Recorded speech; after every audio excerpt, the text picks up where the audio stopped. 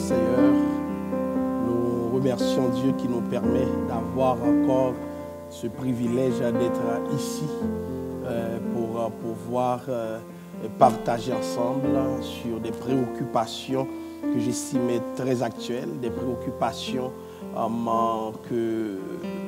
de chaque jour que pourtant nous essayons d'ignorer. Aujourd'hui, nous allons avoir le privilège de débattre d'un excellent sujet. Nous allons voir le sexe, la sexualité, l'Église et voir quelle interaction il y a entre ces trois éléments, ces trois pôles, comment la vie de l'Église est structurée au regard de ces trois éléments. Donc nous allons essayer de situer le chrétien dans ces aspects-là et découvrir ce faisant le rôle qu'ils sont appelés à jouer. Et je vais vous demander, avant même que nous ne commencions, de bien vouloir partager le live pour que d'autres personnes puissent pouvoir y participer. Donc, depuis notre lieu de confinement, nous allons essayer de passer ce temps ensemble. Nous allons essayer de vivre ce moment ensemble. Et ce que je vous demande, ce n'est pas trop, juste partager le live afin que d'autres personnes puissent y avoir accès. Tandis que nous allons prier le Seigneur pour lui demander de prendre le contrôle de ce qui va se faire. Et immédiatement après, nous allons appeler nos différents collègues, nos différents invités qui vont avoir le privilège de débattre sur le sujet. Prions le Seigneur ensemble. Dieu d'amour, Dieu de compassion, Dieu de miséricorde, nous voici dans ta présence en ce moment. Nous te demandons de prendre le contrôle de ce que nous allons faire ensemble, oh Dieu. Nous allons avoir un moment de rapprochement, un moment pendant lequel nous allons discuter des sujets persins que nous n'avons pas l'habitude de débattre en public, mais pourtant qui ont une portée qui se veut structurante pour notre vie, oh Dieu. Et ce que nous te demandons, c'est d'être vraiment en contrôle de ce qui se dit, de ce qui se fait, pour la plus grande édification de ce qui nous écoute, au Père. Nous te prions, non pas que nous soyons bons ou dignes, mais dans le précieux nom de Jésus. À lui soit la gloire, l'honneur et la louange au siècle des siècles. Amen.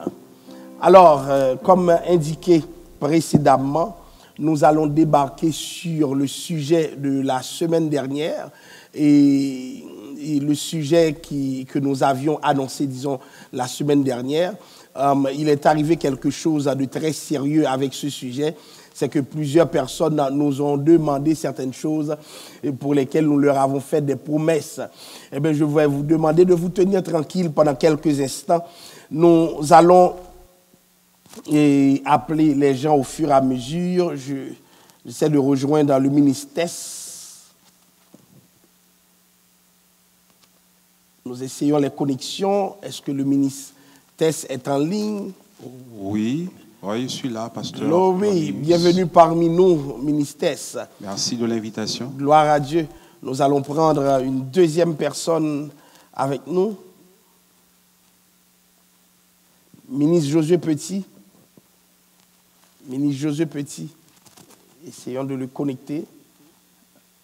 Salut, pasteur Clovis. Good. Salut, ministre Josué Petit. Je suis content et ravi encore une fois d'être avec vous dans cet espace très intéressant. Gloire à Dieu. On va parler de ce sujet-là. Gloire à Dieu. J'aimerais saluer aussi notre collègue Tess qui est en ligne aussi avec nous ce soir. Merci, je vous salue aussi, ministre Josué. Good. Il y a Hexagone qui te salue, ministre Josué. On continue. Et cette fois-ci, c'est la grande surprise. C'est la grande surprise. Les gens nous avaient demandé une femme. Nous n'allons pas seulement avoir une femme avec nous ce soir, nous allons avoir une femme et un homme. Donc, ce soir, les hommes sont encore plus nombreux. J'espère que les femmes comprendront. Maestro Irvens. Et je vais parler à l'instar de Nefri. Madame Linda. Est-ce qu'ils sont connectés? Maestro Irvens, Madame Linda, est-ce que je les ai trouvés? Il y a un problème de connexion. Excusez-moi. Il y a un problème de connexion. Maestro Irvens, Good. Finalement. Pasteur, ça va? Oui, ça va. Et toi? Ça va bien. Vous m'entendez, tout le monde? Alors, je voudrais vous saluer tout le monde. Et puis, je veux saluer le ministre Tess, ministre Josué, pasteur, tout le monde, toute la gang. Bonjour à tous. Good. Salut Maestro. Salut, Bonjour Maestro Juvens. Bonjour Sœur Linda. Allô? Bonsoir, bonjour à vous tous. Bonjour à tout le monde. Nous allons parler du sexe, de la sexualité et de l'Église. Voir quelle interaction il y a entre ces éléments-là, comment ces éléments structurent la vie des membres de l'Église et en même temps découvrir ce qui doit se faire, ce qui doit se passer pour peut-être un changement de paradigme. Je vais lancer le sujet. Est-ce que vous pensez,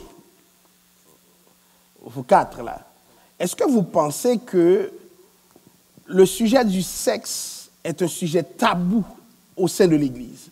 Est-ce que l'Église a l'habitude d'aborder ce sujet? Ou du moins, quand elle l'aborde, de quoi on parle exactement? À quoi ça renvoie exactement d'habitude? J'aimerais vous entendre là-dessus. Je vais briser la glace.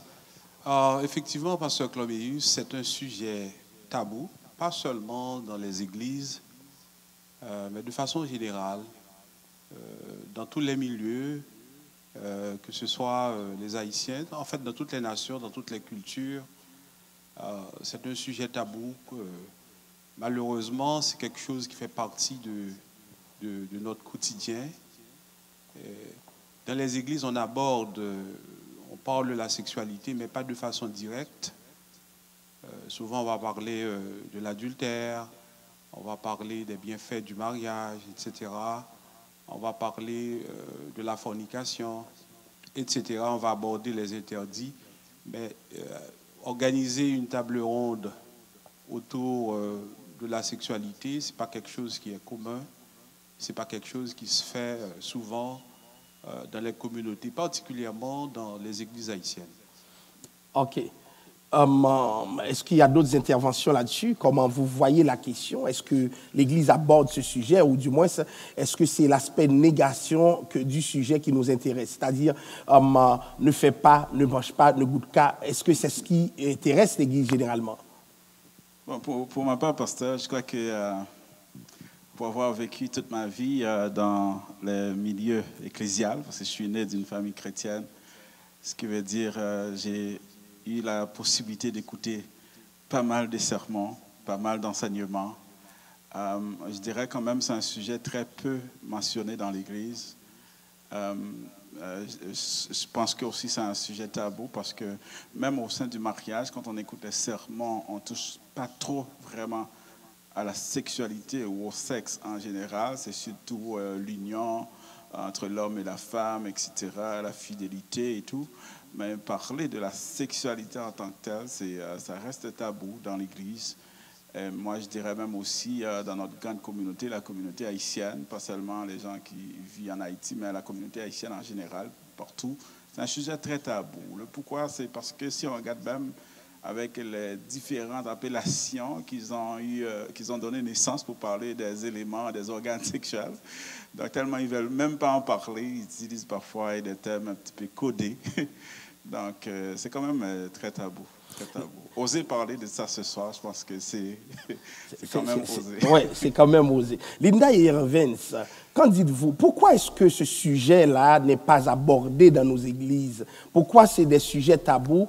Le seul aspect qui est abordé, c'est comment dirais-je, ne fornique pas, ne pêche pas, mais ceux qui sont mariés, qui sont en mesure de vivre une vie de couple comme vous, on n'en parle pas. Donc, pourquoi d'après vous? Moi, personnellement, qu'est-ce que je pense? Je pense que c'est un sujet, le sexe surtout, c'est un sujet qui était très tabou. Puis c'est un sujet ce qui nous met mal à l'aise, qui met, je pense, l'Église mal à l'aise donc, dans la société. Mais je pense que c'est un sujet qu'il faut qu'on parle. Parce que si l'Église ne prend pas ce virage-là, et si l'Église ne va pas dans cette direction-là, qu'est-ce qu'on va faire? C'est qu'on va laisser les autres institutions, eux, faire ce que nous, on doit faire personnellement. C'est pour ça que même si c'est tabou, même si c'est un sujet qui fait peur et qui est... Donc, Il faut que, en tant que société, Église, il faut que nous, on ait un mot à dire. Parce que si on ne fait pas, si on ne met pas notre pied à terre pour parler de la sexualité et du sexe, qu'est-ce qu'on va faire? C'est qu'on va tomber en arrière. Puis on va laisser ces autres institutions-là prendre le dessus. Et est-ce que c'est ça qu'on veut? Je ne pense pas. Donc c'est pour ça que des discussions comme ça, c'est un premier pas vers l'avancement que l'Église doit revenir dans la communauté, puis s'intégrer et faire la différence et donner son point de vue. Parce que le point de vue de l'Église, c'est important. Mais ce que je ne comprends pas, la semaine dernière, tu n'étais pas aussi à l'aise pour parler. Qu'est-ce qui s'est passé aujourd'hui? Est-ce que c'est Linda qui t'encourage? On appelle ça une inspiration divine. Ah, je le sens. Il y a du backup. Ah, bon. Hey, Linda, que penses-tu du sujet? Tu appuies ton mari? Oui, ben je l'appuie, c'est sûr, c'est sûr que je l'appuie. Moi, de la manière que... Ce que je pourrais dire par rapport à ça, c'est les raisons que je pense qui fait que ce n'est pas un sujet qui est parlé dans les églises, et ce n'est pas uniquement dans les églises, ça peut être dans toutes les dénominations, que ce soit au niveau du catholique, que ce soit au niveau de l'adventiste, que ce soit au niveau du baptiste ou quoi que ce soit. C'est un sujet qui n'est pas abordé, qui n'est pas parlé. Puis moi, ce que je pense, mon opinion, c'est tout simplement, c'est le fait que la sexualité en tant que telle, c'est quelque chose qui est tellement, le sexe, ou bien la sexualité est quelque chose de tellement comme privé, et puis il y a tellement des choses, des trucs intimes dans ce sujet-là qui est assez grand, qui fait que l'Église ne veut peut-être pas en parler, ou tout simplement qui trouve que ce sont des sujets tabous, que pour eux la sexualité est reliée uniquement à des gens qui sont mariés, tout simplement, ou c'est que la personne qui est de jeune âge en tant que telle ne devrait pas vraiment avoir trop d'informations là-dessus. Pourquoi j'appuie Irvin? C'est tout simplement dans le sens qu'il ne faudrait pas que ce sujet-là soit un sujet tabou dans nos églises. C'est parce qu'il faudrait en parler dans nos églises. C'est parce que si nous n'en parlons pas, et si on ne fait pas de formation, d'éducation par rapport à notre vision de la sexualité ou du sexe en tant que chrétien, mais les gens, ou bien les plus jeunes, vont aller chercher l'information ailleurs. C'est ce qu'on ne voudrait pas. Parce qu'aller chercher l'information ailleurs, d'autres sources qui ne sont peut-être pas, qui ne rentrent pas dans les conformités de ce que nous, dans nos normes à nous, mais c'est là que le danger va y arriver. Fait que... ma préoccupation, c'est comme je lance encore le débat et je demande aux gens de répondre rapidement. Est-ce que vous ne pensez pas que le malaise sur le sujet est un malaise haïtien? C'est comme nous autres Haïtiens, nous choisissons nos sujets, c'est-à-dire même si je ne suis pas chrétien, alors l'Haïtien, même s'il n'est pas chrétien, il a un malaise avec ce type de sujet. Parler du sexe, waouh! Vous voyez, moi je me rappelle quand j'étais petit, il y a ma mère qui est sur le live, si jamais les gens s'embrassaient à la télévision, je devais baisser la tête. Je dis, pourquoi maman est là? C'est comme, il y a un gène qui s'installe. Bon, le gène peut amener des grosses gouttes de sueur, et puis tu te caches, tu te dis, pourquoi les gens s'embrassent pendant que les parents sont là? Donc, est-ce que c'est pas dans la sphère haïtienne même, avant même de devenir chrétien, le sujet provoque des malaises? Est-ce que, quand vous n'étiez pas chrétien, c'est parmi vous qui n'étiez pas chrétien, on voyait aborder ce genre de sujet-là? Ben, je crois que le sujet chrétien ou pas chrétien, ben, étant haïtienne, je ne suis pas née en Haïti, je suis née ici au Québec, mais mes parents, c'était exactement comme vous, pasteur. Depuis qu'on regardait, si on regardait la télévision en famille et puis il y avait deux personnes qui s'embrassaient, ben là, on n'avait même pas le temps de baisser la tête. Ils allaient éteindre la télévision. Littéralement. Ils se levaient, puis c'est comme ils allaient éteindre la télévision, c'est comme tout le monde, al dormir, al coucher. Que c'était comme ça, lorsque j'étais plus jeune. Et puis, en grandissant, ce que je crois, c'est que vu que c'était quelque chose qui était vu comme étant mauvais, il nous faisait percevoir ce genre de geste-là comme étant mauvais à la télévision. Fait que nous, on a comme grandi comme ça. Et en étant à la maison, dès qu'on on apercevait des gens s'embrasser ou bien même s'entrelacer à la télévision, mais là, c'était comme... Mais quand tu es marié avec Irvine, tu as su que c'était pas mauvais. Ah ben là... Je posais une question. Ministre, tes enfants, si tu regardes la télévision, et puis quelque chose se passe à la télévision, c'est comme dirais-je, un baiser mouillé à la française, là. Tu fais quoi? Pour vous dire franchement, le réflexe que j'ai, c'est de les écarter ou de fermer. En fait, c'est le même réflexe que votre mère ou les parents de Linda. C'est comme quelque chose qui est en moi. C'est comme ça que j'ai été élevé aussi. Donc, avec ces interdits, mais des interdits sur lesquels on ne se questionnait même pas. Donc oui, effectivement, pour vous dire franchement et très simplement, mon réflexe va être de fermer la télé ou de détourner leur attention, d'attirer leur attention vers autre chose pour qu'ils ne le regardent pas. Pourquoi? Parce que souvent, on ne voudrait pas que c'est ce programme à la télévision ou cette scène dans le film qui informe l'enfant ou qui l'éduque, tandis que comme chrétien, on a une éducation, on a des directives, on a la Bible qui est là comme notre boussole. On ne voudrait pas que l'enfant soit influencé en notre présence. C'est sûr qu'on n'est pas toujours avec l'enfant, on ne l'accompagne pas toujours à l'école ou dans ses activités propres à lui, mais quand on est là, on se sent vraiment gêné. Je sentirais que je manquerais à mon devoir de les laisser de s'exposer à des scènes trop érotiques, parfois dévergondées. C'est sûr que je vais essayer d'écarter l'enfant ou de l'inviter à faire autre chose. Ça, c'est de façon très candide, c'est ce que je peux vous dire. OK. J'aimerais savoir, Ministre Josué, ton fils et ta fille, par rapport à ce sujet, est-ce que tu les traites de la même manière? Ferme la télé! Moi, personnellement, je pense que je dirais beaucoup plus si c'est des scènes qui seraient comme trop ouvertes, dans le sens où il y a une nudité exagérée, etc. Mais un simple bisou, je ne pense pas que c'est dramatique en tant que tel, parce qu'en réalité, ils vont voir ça dans la rue. C'est ce qu'on voit aussi dans la communauté noire aussi. C'est très difficile de retrouver un couple noir qui donne un bisou à sa femme ou à son mari en public, soit pendant qu'il sort de la voiture, etc. Donc, on a quand même une hygiène profonde dans la communauté noire par rapport à tout ce qui est de sexualité, etc. Je pense que ça va au-delà aussi, parce qu'on n'est pas les seuls. Si on regarde, par exemple, avec le projet du gouvernement québécois particulièrement, qui voudrait intégrer la formation sur l'éducation sexuelle dans les milieux scolaires, on avait vu qu'il y a quand même pas mal de parents. Beaucoup de réticents. Très réticents. Donc, c'est quand même un sujet.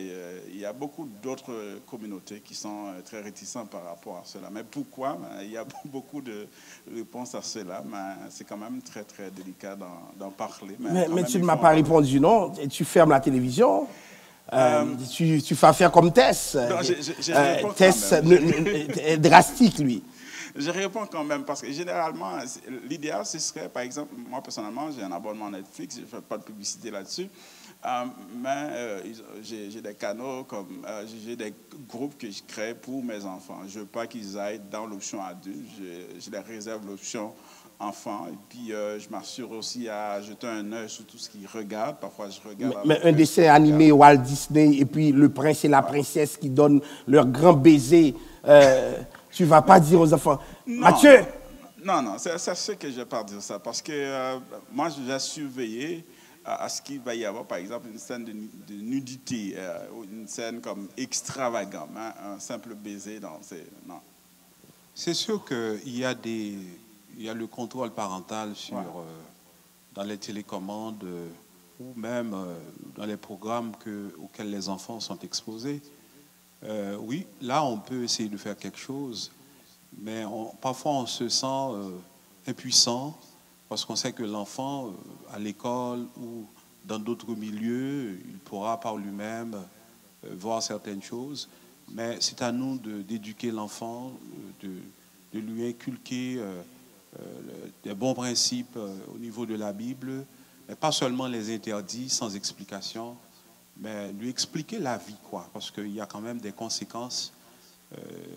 Le fait de s'exposer, soit par exemple à des scènes pornographiques, il y a la souillure de l'esprit, il y a toutes sortes de choses qu'on doit expliquer aux enfants pour qu'ils comprennent.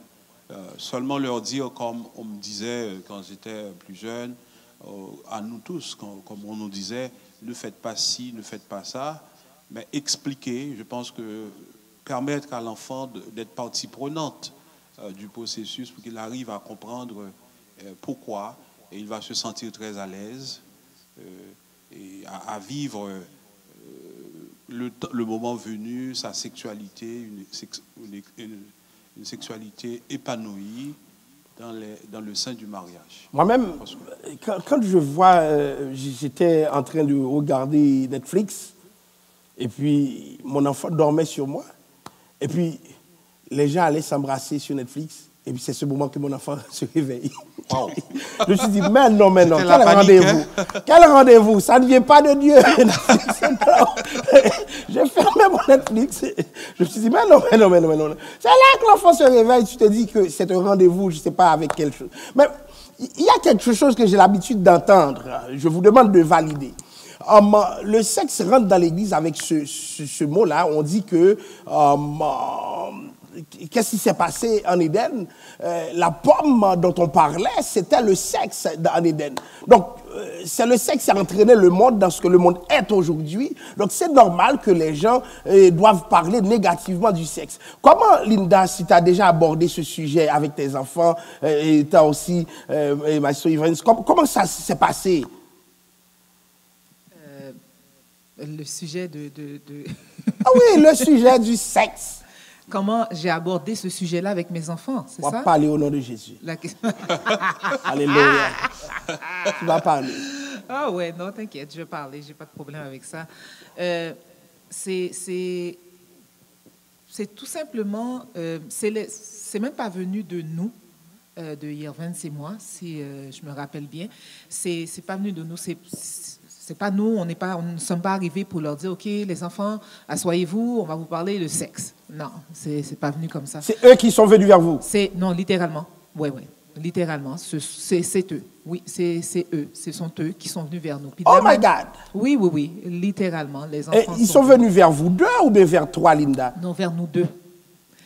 Parce qu'on est toujours avec nos enfants. Les gens qui nous connaissent, on va partout avec nos enfants. C'est-à-dire, s'il faut aller à gauche, on va à gauche. Il faut aller à droite, on va à droite. Fait que là, nous étions au resto pour, je me rappelle cette journée-là, tu t'en rappelles, notre anniversaire de mariage.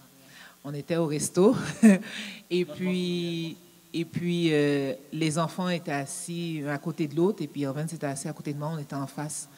Puis la question qu'ils nous ont posée, on parlait de tout et de rien.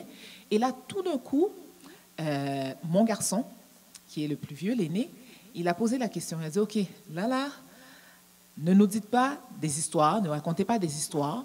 Dites-nous exactement comment nous sommes arrivés ici sur Terre. Oh my God. Ils avaient quel âge? Delvin avait, je crois, 12 ans. Et Sylvia, elle est 3 ans plus jeune que son frère. Est-ce que vous avez répondu que vous les avez commandés sur Amazon? Non. Non. Non. Dans ce temps-là, Amazon n'était même pas aussi populaire, je crois. Mais non, littéralement. Puis c'était un choc. C'était tout un choc parce que Yervin et moi, on s'est regardés. On était comme, OK. Puis après avoir pris une grande respiration, on a parlé aux enfants. Parce que mon garçon a 12 ans. Et puis, on lui a déjà expliqué comment ça fonctionnait à l'école. À 12 ans, il savait déjà exactement comment fonctionnait. Ils étaient venus te tester. Exactement. Monsieur, avez-vous déjà été testé, vous autres? C'est ce que moi je pense, parce que ces enfants-là, il y a tellement d'éducation sexuelle, ils ont des amis, ils voient la télé, que quand on te pose une question, c'est mieux de dire la vérité. Parce que tu sais que cet enfant-là, si tu lui dis un mensonge, il va s'en souvenir. C'est comme l'affaire, comme tu dis, est-ce que le Père Noël existe? Non, il n'existe pas. Il faut que tu dises la vérité à l'enfant, parce que maintenant, les enfants d'aujourd'hui sont trop réveillés. Et puis, on peut pas passer une vitesse sur ces enfants-là. C'est impossible. Oh. Exactement. Fait qu'on on a expliqué avec, de manière conforme. On a utilisé les vrais termes. On n'a pas utilisé Mais les termes. comment tu as pu utiliser les vrais termes, puisque le chrétien, non seulement tu ne dois pas mentir, moi, comme quelqu'un vient de dire sur la ligne, mais tu as dit carrément les vrais termes? Oui. J'ai vraiment dit les vrais termes. Oui.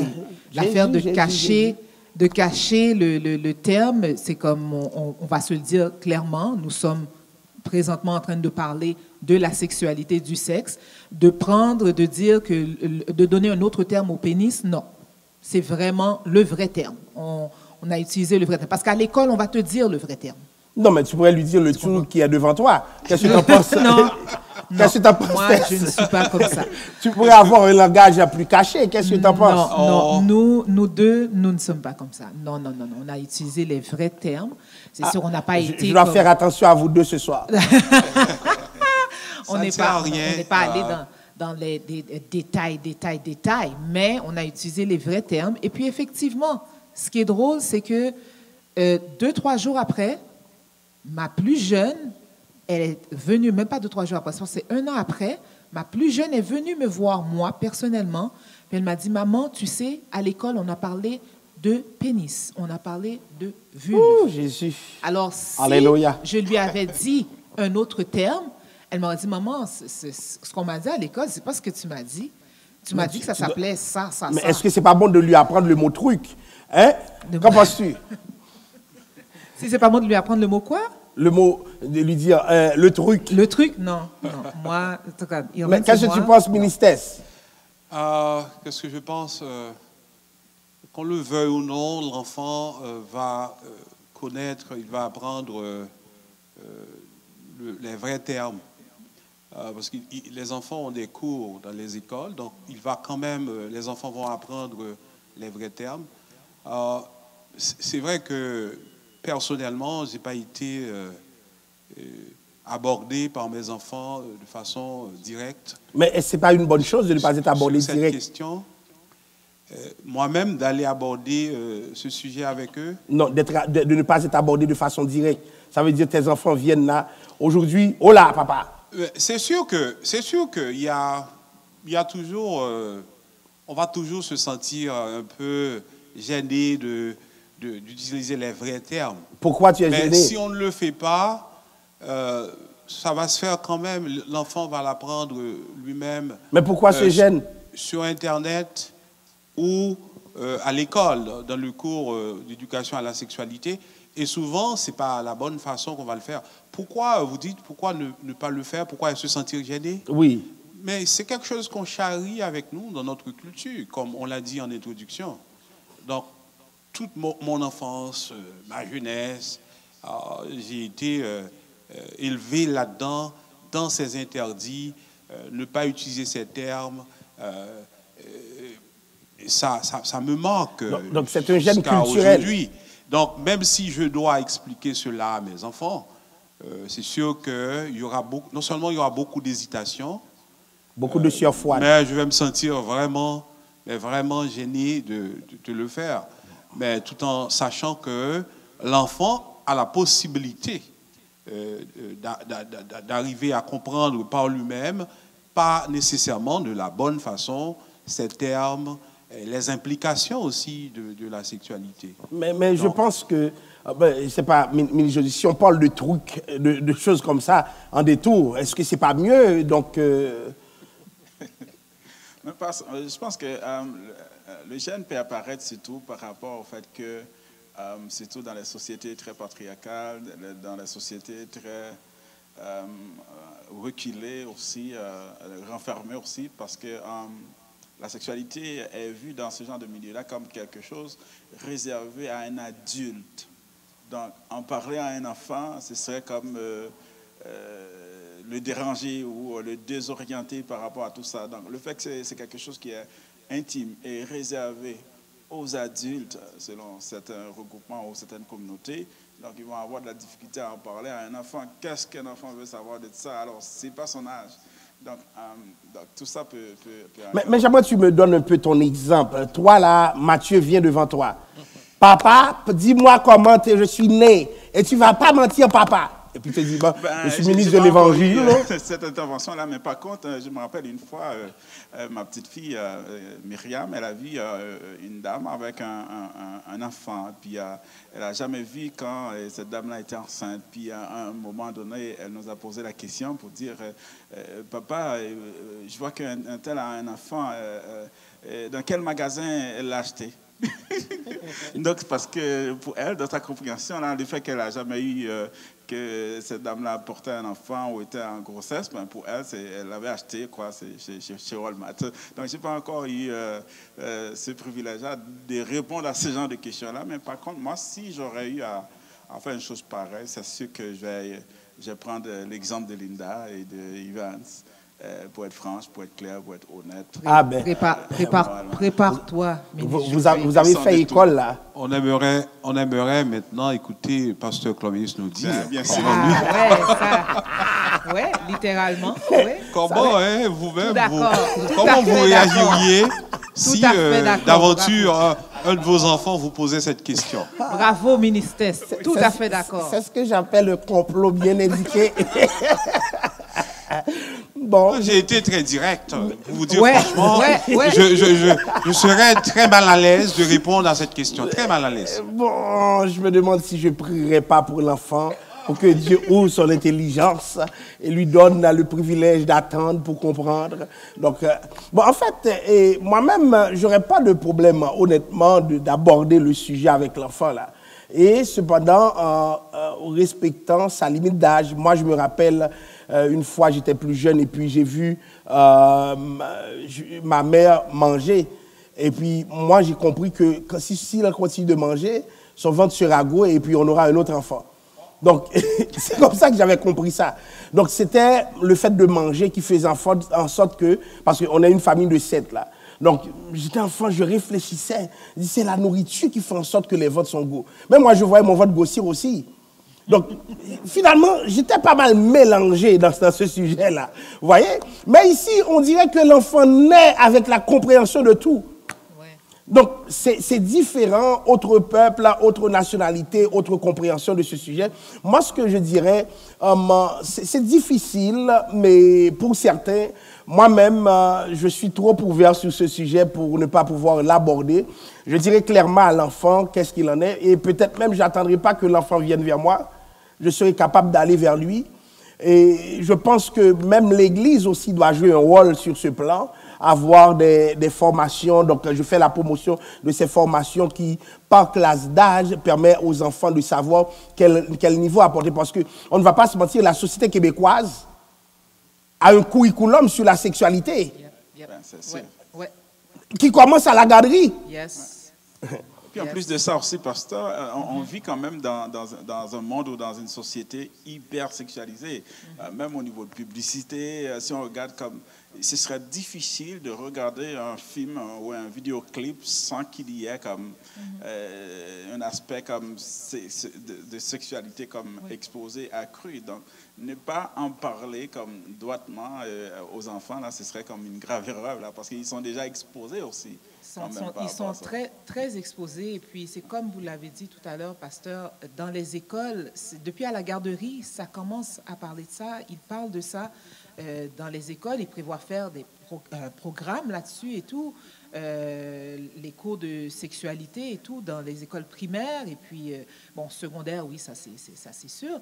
Mais il faut absolument trouver une manière de faire des formations dans les églises, de pouvoir implanter ça dans les églises pour que nous puissions éduquer nos enfants, surtout les plus jeunes, que lorsqu'ils vont grandir, au moins qu'ils sont au courant de certaines choses et lorsqu'ils entendent dans les écoles ou bien ailleurs ou à la télévision ou bien l'opinion d'une personne ou bien quoi que ce soit, la définition de certaines choses, au moins cet enfant-là va déjà être au courant, il y aura déjà une semence à l'intérieur de l'enfant par rapport à ça. Fait que l'enfant ne sera pas dans le néant et par après venir commencer à poser des questions. Mais là, maman, pourquoi ci, pourquoi ça, Mais au moins, il y aura comme, en ayant cette information-là et en ayant la formation qu'il aura eue de l'Église, là, il y a certains dialogues qui peuvent avoir lieu à la maison qui peuvent être très constructifs. Très bien, ouais, constructifs. Oui. Je suis tout à fait d'accord avec ce point. Effectivement, on ne devrait pas, comme Église, laisser à la société seulement les écoles, les médias, prendre le relais pour éduquer nos enfants sur le plan de la sexualité. Donc, pourquoi pas, comme organisation, comme institution, ne pas désigner des gens aptes à aborder ce sujet-là, la sexualité.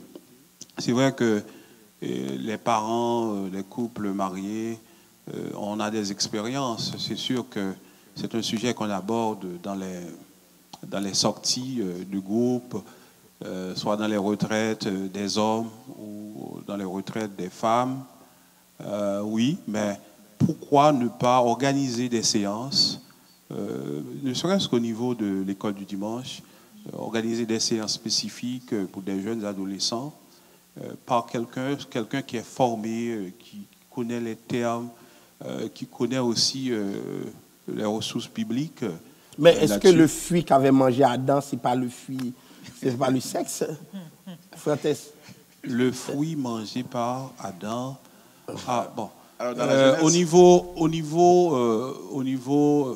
de l'interprétation, il y a des gens qui le disent, mais peu importe que ce soit ça ou pas, mais on sait qu'en mangeant le fruit, Adam a péché.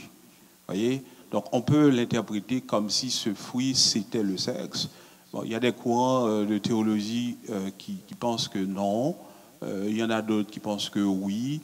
Dans notre cas, nous, on sait qu'on a une sexualité, qu'on sait que la sexualité comme telle, c'est un don de Dieu. Des auteurs bibliques, Salomon n'avait pas du tout honte d'écrire sur la sexualité. On lit, je peux vous lire deux versets qu'on trouve dans Proverbes. Vous connaissez bien ce texte, Proverbes chapitre 5, le verset 18 et 19.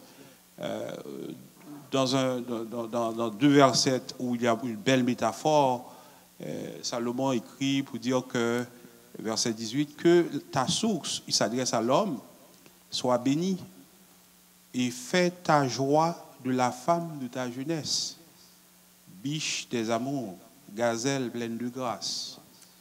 Sois en tout temps enivré de ses charmes, sans cesse épris de son amour. Pourquoi nous sentir gênés d'aborder la sexualité, ne serait-ce que dans un sermon, tandis que le livre sacré, le texte sacré auquel nous faisons tout le temps référence, aborde d'emblée, sans gêne, un livre entier est consacré à l'amour érotique, Cantique des Cantiques. L'apôtre Paul n'a pas peur, dans 1 Corinthiens chapitre 7, d'aborder directement la question pour demander aux hommes d'être disponibles pour leurs femmes et aux femmes d'être disponibles pour leurs maris, afin d'éviter de tomber dans l'impudicité. Donc, ce sont des sujets importants. On doit se demander pourquoi, dans les églises, dans la communauté, on n'a jamais organisé, à ce que je sache, peut-être qu'il y en a eu, mais pas à ma connaissance, des tables rondes pour aborder frontalement le sujet, pour se sentir à l'aise, faire venir des gens, des spécialistes. Et aborder le sujet. Pour nous informer sur certains aspects de la sexualité qu'on ignore. Merci. Parlant du fruit défendu, pasteur, je pense que un des auteurs de cette aberration-là, qui présente le fruit défendu comme étant le sexe en tant que tel, je pense que c'est Joseph Marion Branham. Ouais. C'est un des gars qui a perpétué ce raisonnement-là. Donc, le problème que ça a causé, par exemple, si on admettrait, par exemple, que le sexe, le fruit défendu ou l'arbre, peu importe comment on l'appelle, ce serait la sexualité, donc ou la partie génitale de la femme qui était le fruit défendu. Maintenant, le problème que ça a causé, c'est que si c'était le fruit défendu, si le fruit défendu c'était la sexualité ou c'était la partie génitale de la femme, donc, alors que le fruit défendu était au milieu du jardin, donc la femme c'était le jardin. Or, la Bible nous dit que le Seigneur parcourait le jardin la nuit. Donc, ce qui veut dire que le Seigneur aussi parcourait le corps de la femme la nuit. Là, je pense que c'est quand même une aberration de croire comme ça. Donc, or, la Bible n'avait pas vraiment fait allusion à cela. Je pense que c'est une forme d'extrapolation exagérée. Mais par contre, l'Église, quand on regarde à travers l'histoire, surtout l'Église catholique, etc., ils ont quand même créé cette divorce-là entre la sexualité et la spiritualité. Je pense que c'est une des raisons qui a rendu tabou au point que la société est obligée d'embrasser le sujet en tant que tel. Mais je suis du même avis avec tu parles du divorce entre la spiritualité et la sexualité. Je vais te poser une question. Ouais. Réponds-moi très honnêtement. Tu vas prêcher dimanche matin et puis avant de venir à l'église, ta femme te dit, chérie, il faut déjeuner, oui? C'est déjà arrivé, pasteur. Et puis, tu as prêché quand même? Oui, au contraire, je pense que j'aurais beaucoup plus d'onction. Mais qu'est-ce qu'il y a de mal à ça? C'est ça l'affaire. Ah, mais je pense que Frère Tess sera de mon côté. Oui, parce que quand même, c'est ça l'affaire. Il y a... Je voudrais... Ouais. J'entends pas. Est-ce que vous pouvez reprendre la question? Le divorce entre la spiritualité et la sexualité. J'ai dit à Frère Petit, si tu t'en vas prêcher là, et puis avant d'aller prêcher, puis ta femme te dit, chérie, la table est servie. La table est servie. Qu'est-ce que tu fais? Frère Tess, je sais que tu es quelqu'un de très spirituel, comme ministre de l'Évangile. Je ne fais pas semblant de ne pas comprendre la question, j'ai bien compris. Mais j'ai souligné dans ma précédente intervention, j'ai parlé d'une sexualité épanouie et j'ai lu un texte tiré de Proverbes chapitre 5. Et vous connaissez pas mal de références bibliques en lien avec la sexualité comme telle. Alors, je ne vois pas de dissonance comme telle entre la sexualité et la spiritualité, dans la mesure où c'est une sexualité qui se vit dans le cadre du mariage. Là, on a la conscience tranquille, on assume cette sexualité, on la vit, on la pratique. On n'a pas de compte à rendre à notre conscience, on n'a rien à se reprocher. Tandis que si d'aventure un prédicateur tombait dans la convoitise charnelle d'une femme qui n'est pas la sienne, qui n'est pas sa femme à lui, donc là, il y a un gros problème.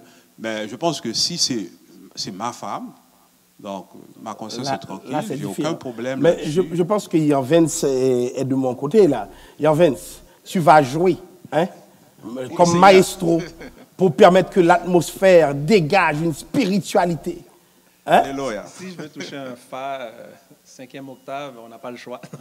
Ah oui, on laisse tomber. Parce que, écoutez, on demande aux athlètes, lorsqu'ils s'en vont performer, de rester sans rien faire. Mais pourquoi vous autres, chrétiens que vous êtes, vous allez en ministère, et puis vous allez faire quelque chose avant de faire le ministère? Vous ne trouvez pas ça un peu... Est-ce que les sportifs ne vous dépassent pas? Est-ce qu'il n'y a pas un manque de spiritualité? Mais, parce que c'est ça l'affaire, c'est que la spiritualité, la sexualité rentre dans la spiritualité. Oh! Et je sais que c'est pas évident. Tu dis Alléluia avec ta femme? Tu dis Alléluia au lit? Je peux parler beaucoup de langues, hein? mais ce qui arrive, c'est ça, c'est que parce que des fois, là, on se prend trop au sérieux. Donc, il faut des fois se laisser aller. Et puis, des fois, on est trop rigide. Ah, donc le sexe, c'est pas sérieux? Non, mais c'est parce que ce qui arrive, c'est que... non, mais parce que ce qui arrive, c'est qu'on est mal à l'aise des fois. On est mal à l'aise avec des sujets comme ça. Parce que justement, on se prend trop au sérieux. Parce que si tu vas prêcher quelque part, si je vais jouer quelque part, ça fait partie de... Non, mais laisse ta femme tranquille, tu vas jouer. Ronaldo le fait, Piqué Souban le fait. Oui, mais c'est qui a créé la sexualité aussi? Exactement. Non, c'est C'est comme. C'est une œuvre divine. C'est ça. Tu sais, c'est qui a créé ça? Ça vient de Dieu, ça. Alors pourquoi pas? Why not? Pourquoi pas? Linda, je te dirais de laisser Irvine tranquille, OK? Non, écoutez. tu sais, pourquoi pas? C'est correct et c'est bien. Au contraire, c'est une bonne chose. Puis surtout, c'est comme le frère Tess l'a mentionné, dans un cadre, comme dans le cadre du mariage, Irvine, c'est moi, why not? Good. C'est une bonne chose. La sexualité, c'est quelque chose de beau, c'est quelque chose de bien, c'est créé par Dieu. Malheureusement, l'homme a fait en sorte que a pris la sexualité. Ouais, ils l'ont perverti. Exactement. Mais s'ils l'ont perverti, pourquoi aimer ça? Ben, il y a Donc pas c'est de quelque faux chose de monnaie sans perverti. vraie monnaie quand même. Vous êtes des chrétiens convertis qui croient en Dieu. Quelque chose qu'on a perverti, vous devez vous tenir loin. Non, c'est parce qu'on retourne aux sources. C'est ça. En tant que chrétien, on doit rapatrier des concepts, des choses qui nous appartiennent. Mais Irvine, je vois que tu es particulièrement à l'aise sur ce sujet et j'attends moins Josué sur ce sujet. Donc je comprends pas. Il est bien encadré. Hein, Josué veut rien. Mais je vais vous donner une petite histoire. C'est, je suis allé régler un problème de couple et puis, comme pasteur, je suis venu. Ça fait 2 heures de temps que les gens parlent. Et puis, ça n'a plus fini. Le gars, c'est comme s'il avait la rage. Je ne parle même pas de folie. Et puis, j'ai abordé le sujet. Je lui ai dit, depuis quand vous avez couché ensemble? Et puis, le gars fait, mais nuit. C'est ça, oui, le problème. C'est ça, oui. Et puis, la femme a regardé, la femme a ri, le problème est résolu. OK. Juste une question. Donc, je ne sais pas s'il vous est déjà arrivé de conseiller des gens où ils se battaient autour d'autres problèmes, mais l'homme ne dit pas certaines choses. Il ne veut pas dire que, chérie, c'est parce que tu n'es pas avec moi, tu ne fais rien avec moi. Est-ce que vous ne vous êtes pas déjà arrivé de vivre ces problèmes où c'est le sexe, mais les gens évitent de dire que c'est le sexe le problème? Oui, absolument. Il y a un texte très explicite qu'on peut aborder avec ces gens, c'est 1 Corinthiens chapitre 7, où l'apôtre Paul lui-même, il n'était pas marié, mais il dit, je pense qu'il est bon pour l'homme de ne point toucher de femme. Mais certains disent, c'est parce qu'il était très laid. C'est la question de la sexualité. Mais il dit toutefois, au verset 2, toutefois pour éviter l'impudicité, que chacun est sa femme et que chaque femme est son mari. Et il va continuer pour dire que le mari rende à sa femme ce qu'il lui doit. Et qu'est-ce qu'il lui doit? Ici, c'est très clair que l'apôtre Paul parle de la sexualité, les relations sexuelles, et que la femme agisse de même envers son mari. Alléluia. Et l'apôtre Paul le dit au verset 4, la femme n'a pas autorité sur son propre corps. Mais comment les féministes n'aimeraient pas entendre une telle parole, mais il va dire, mais c'est le mari, et il dit, et pareillement, le mari n'a pas autorité sur son propre corps, mais c'est la femme. Donc il y a un équilibre.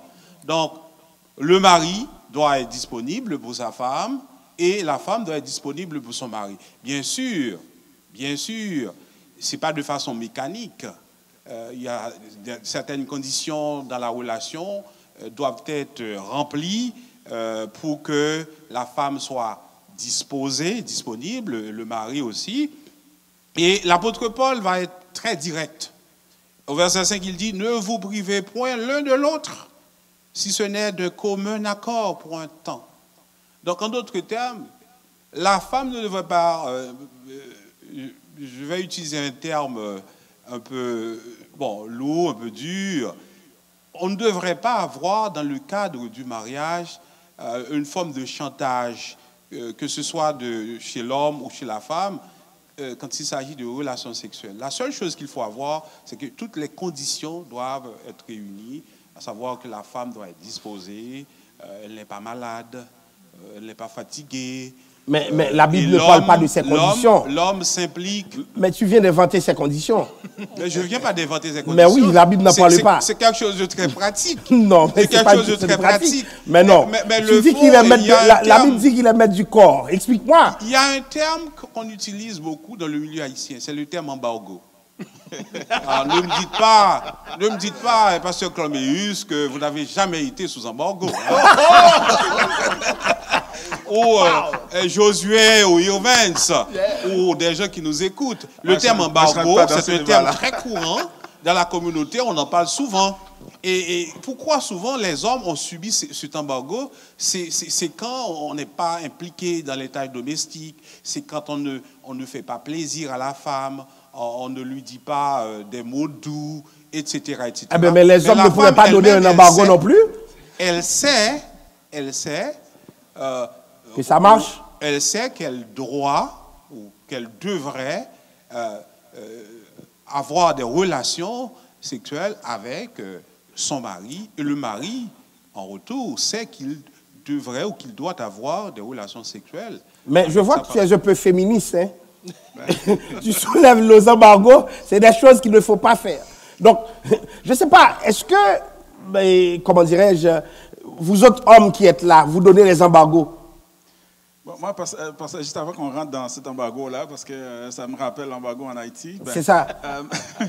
Tu ne comprends pas le terme embargo? Oui, c'est un terme politique. Mais juste avant qu'on rentre là-dedans, je voudrais dire une chose, c'est pour rejoindre un peu ce que Frates a dit.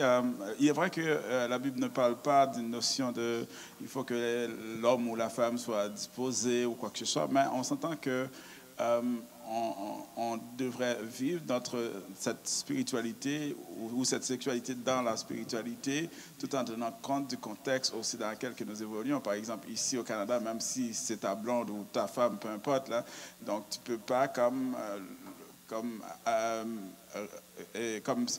dirais-je, rentrer en relation sexuelle avec cette personne-là en dehors de son consentement, même si tu es marié.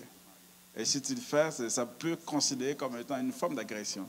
Donc, on ne va pas tout rentrer dans cela, mais une des choses très importantes, c'est que ça protège un peu, je dirais, le cadre du mariage, parce qu'en réalité, la sexualité se vit dans un cadre relationnel. Il faut qu'il y ait une relation. Et c'est la raison pour laquelle on va faire la différence aussi entre la sexualité débridée ou les vendeurs de sexe, etc., avec ce qu'on vit dans le mariage, parce que la sexualité ne se résume pas au sexe ou à l'acte en tant que tel. Il y a un ensemble d'éléments qui encadrent la sexualité, qui va différencier la notion de la sexualité dans la relation et la sexualité qui est vendue, disons, sur le marché. Oui, et n'oubliez pas ma question. Est-ce que tu as déjà donné des embargos? C'est une question personnelle, ça?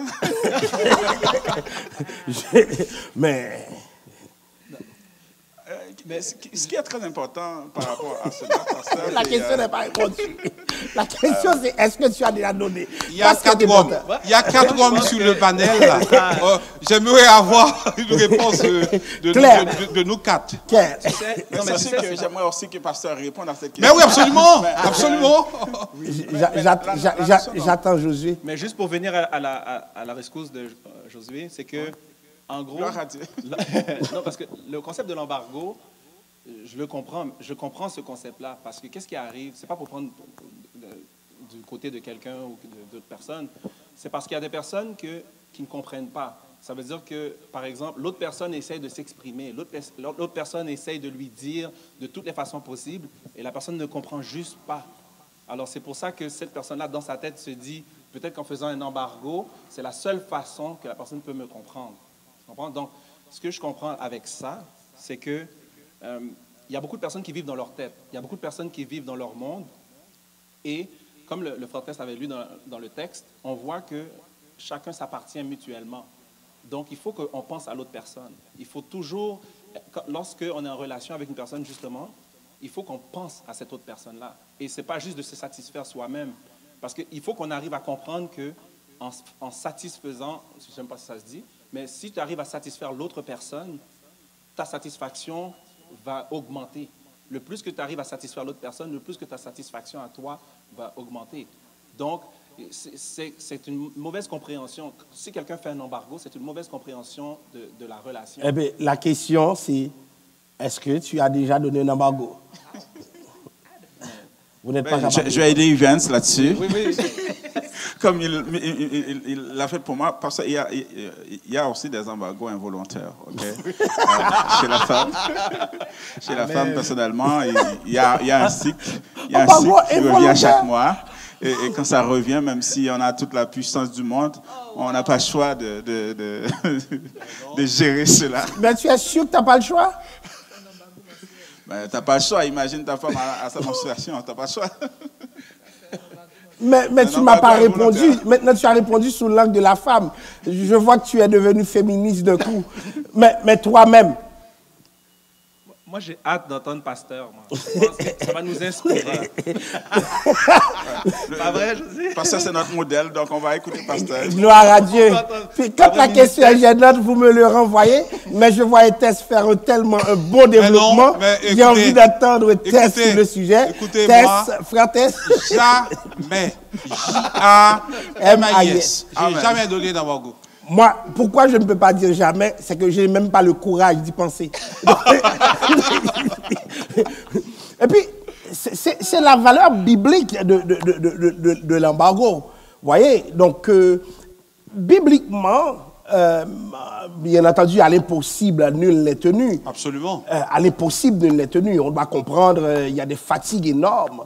Mais bibliquement parlant, l'autre est exposé à cause d'un embargo. Que ce soit pour punir, que ce soit pour quoi que ce soit, l'embargo expose. Cependant, il peut y avoir des cas de force majeure, problèmes de santé physique, de santé mentale, etc., qui font en sorte que l'autre ne peut pas participer pleinement dans le processus parce que ça doit être un acte d'amour. Voyez? Donc, mais sinon, j'estime que l'embargo, c'est pas une bonne chose. Et comme quelqu'un disait, il y a un pasteur qui a fini de prêcher.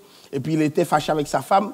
Et puis, sa femme lui a dit, malheureusement pour toi, même si tu es fâché, tu avais prêché, il n'y a pas d'embargo. Maintenant, sa femme lui sommet de vivre son message. Et il était super fâché. Il s'est mis à rire. Il a dit, manipulation, je dénonce. Lorsqu'il expliquait son histoire. Mais c'est pour vous dire que, dans un cadre biblique, je ne sais pas si vous pensez à cela, comment vous voyez un embargo? Est-ce qu'un embargo, bien entendu, je retire les cas de force majeure, si un embargo c'est faire de la politique avec l'autre, est-ce que Dieu lui-même peut approuver cette politique? Ou bien Dieu lui-même est en pleine désapprobation? Qu'est-ce que vous en pensez? Parce que nous voyons Dieu sur le lit conjugal. La Bible dit que le lit conjugal soit honoré de tous et exempt de toute souillure. Comment vous pensez ça? Ben, c'est très clair que pour... son conjoint ou son époux qu'on aime, pour le protéger à tous les points de vue, du point de vue spirituel, pour l'aider, il faut s'efforcer, dans la mesure du possible, d'éviter cet embargo dont on parle ici. Ah, mais je vois que tu es capable d'en parler. Ouais, tu vois, mais les autres ne peuvent pas en parler parce que ce sont des embargueurs. Non hablas espagnol. Ils ne peuvent pas en parler. Je vous repose la question. Vous n'allez pas répondre cette partie. Le ministère seulement peut parler avec moi là. Mais pasteur, j'aimerais dire une chose par rapport à ça. Je pense que... tu l'as déjà fait. Il y a quand même... Seigneur, je te prie pour ministre Petit. Merci pour cette prière-là, mais je crois qu'il y a une précaution aussi à prendre. Quelle précaution? C'est parce que le plus souvent, ce qu'on appelle embargo est occasionné par un malaise, par un problème quelconque dans la relation. Et c'est très important que les relations soient harmonieuses, soient intimes, soient solidaires. Maintenant, quand on va oublier ce malaise-là et puis juste se concentrer à l'acte, je pense que ça fait défaut quand même. Moi, j'aurais préféré, au lieu de juste ignorer les raisons de l'embargo, de s'asseoir à la place, de discuter, de résoudre le problème de l'embargo et ensuite de rentrer dans une sexualité libre, dirais, sans manipulation, sans se sentir obligé de le faire parce que c'est une obligation. Moi, j'aurais préféré que ça soit fait dans l'harmonie au lieu de se sentir obligé. Et pour cela, c'est mieux de résoudre le problème qui cause l'embargo. Mais tu dois dire signer un embargueur. Hein? Non, c'est l'équilibre quand même. Il faut être réaliste par rapport à tout ça parce que une des choses très, très importantes, c'est que parfois, on ne s'assoit pas pour résoudre les problèmes. Et puis, on s'appuie sur des textes bibliques comme le fait que la femme donne mais à c'est son un mari texte normatif. ce qu'il lui doit, C'est un texte etc. normatif. C'est un texte normatif. Et quand je l'entends, je dis Alléluia. Oui, mais quand même, ce texte-là doit être vécu, mais tout en tenant compte aussi du contexte dans lequel vous avez appliqué ce texte-là. Le texte ne nous laisse pas comme le libre cours de dire que, bon, on peut créer un environnement nocif dans le mariage, le sexe va être au rendez-vous. Non, moi je ne serais pas à l'aise, personnellement, de vivre une situation conflictuelle et de s'assurer que malgré tout, l'activité sexuelle est présente alors que les problèmes ne sont pas résolus. Mais en même temps, une sexualité harmonieuse. Est-ce que justement, j'aimerais entendre le point de vue d'une femme là-dessus. Est-ce que... On a juste une seule. Est-ce que ça ne permet pas de résoudre aussi certains problèmes? L'embargo? Vous voulez dire l'embargo? Non, pas l'embargo. C'est comment dirais-je, le refus de l'embargo. Est-ce que une sexualité dans le mariage, certains problèmes ne vont pas être résolus, certains environnements peuvent demeurer nocifs jusqu'à ce que cette thérapie s'installe. Qu'est-ce que tu en penses? Avant de donner à Linda... On te bloque, Linda. Oui, on t'a bloqué, hein? Stuff. C'est parce qu'il y a un livre aussi qui parle d'un concept qui est la charge. Donc la charge émotionnelle, puis la charge. Dans quel sens? C'est qu'il y a des personnes, par exemple, je te donne un exemple rapidement, puis vous allez comprendre ce que j'essaie de dire par là. C'est qu'il y a quelqu'un, par exemple, il vient à la maison, il fait la vaisselle, il passe le balai et tout, et puis là, il dit, OK, ben, tu sais quoi, j'ai tout fait ce que je devais faire, j'ai cuisiné pour ma femme, j'ai descendu le ciel pour elle. Mais elle est encore fâchée. C'est comme si maintenant, il y a un problème, il y a toujours un problème. Mais je fais tout ce que je suis supposé faire. Pourquoi est-ce qu'elle n'est jamais satisfaite? Linda, on te parle, oui? Non, mais il y en a qui pensent comme ça. Mais le problème, ce n'est pas ça. C'est que le problème a été évité. Parce que même des fois, si on communique, et on peut se parler, mais on ne s'écoute pas. C'est ça que je parle du concept de la charge. C'est parce qu'on peut faire les choses, mais si la charge reste... Je vais dire comme ça, par rapport à Linda, par exemple. C'est-à-dire que si je fais la vaisselle, je fais la cuisine, je fais toutes ces choses-là, mais si la charge reste sur elle, il va toujours avoir une insatisfaction. Ce n'est pas juste de faire ces actions-là, mais c'est de prendre cette charge-là aussi. C'est de partager cette charge avec l'autre personne. Et c'est alors que l'autre personne va se sentir à l'aise de communiquer. Donc c'est ta technique pour ne pas être en période d'embargo. Voilà, c'est pour ça. Parce que si maintenant, j'arrive et je fais la vaisselle, oui, mais le concept, dans ma tête, la vaisselle, c'est la femme qui doit le faire, par exemple. Alors, la charge reste sur la femme. Alors, même si je le fais, la femme va toujours être insatisfaite. Pourquoi? Parce que la charge reste sur elle. Mais si maintenant je partage cette charge-là, je dis, mais tu sais quoi, même si je suis un homme, oui, je peux faire la vaisselle aussi. Le fait que c'est partagé, tu réduis le concept d'embargo. Ah, Linda, j'aimerais t'entendre. On a parlé avant toi. Moi, c'est vraiment très simple. C'est très, très simple. Puis ça rejoint beaucoup ce que le ministre Josué a mentionné. C'est vraiment de prendre le temps avec la personne, que ce soit l'homme ou la femme, c'est de prendre le temps avec le conjoint, la conjointe, et de parler et de discuter. Et si tu n'as pas le temps? Non. Et de déceler et d'essayer d'aller décortiquer, d'aller chercher le bobo où est la blessure qui cause ça. Parce que je suis vraiment désolée, on pourra pas. Pour moi, c'est inacceptable de tout simplement me laisser sauter dessus où est-ce qu'il y a un problème. Et mais la personne ne peut pas sauter. Non, ce sont les grenouilles qui sautent. C'est comme tu sais. C'est comme Irvin sait qu'il y a un problème et je sais qu'il y a un problème, mais lui, il veut se décharger, mais c'est comme... Mais moi, il ne va Linda, pas se décharger, il va te parler. C'est pour vous deux. Linda, ça ne me dérange pas du tout. Moi, ce que je veux, c'est ça. Non, ça ne marche pas comme ça parce que moi, personnellement, la femme, en tant que telle, je ne vais pas me sentir bien dans ça. Il n'y a aucun plaisir qui sera fait à travers ça. Mais tu pourrais prier le Seigneur pour que Dieu te donne le plaisir. Même pour lui, à la fin, Mais tu pourrais prier.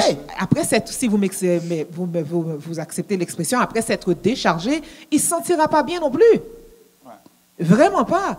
Parce que le problème n'a pas été réglé. Ce qu'il faut faire, c'est tout simplement s'asseoir et aller déceler et dénicher le problème, régler le problème en communiquant, parce que nous savons que la communication est très importante dans un couple, de régler la situation, de régler le problème, de voir le pour et le pourquoi non, pourquoi oui, pourquoi non, et par la suite, après avoir parlé, and then, les choses vont mieux aller. Mais vous ne pouvez pas régler le problème. Ça va être encore mieux, ça va être encore meilleur. Mais est-ce que ce que vous allez faire ensemble ne vous permet pas de se rapprocher, de régler le problème, et ensuite vous le réglez pour de bon? Non, moi, ça, je ne suis pas d'accord. Ça, je ne suis pas d'accord. Est-ce que pasteur... Je ne suis pas d'accord. Je suis pas d'accord. Est-ce que pasteur veut nous donner un exemple personnel?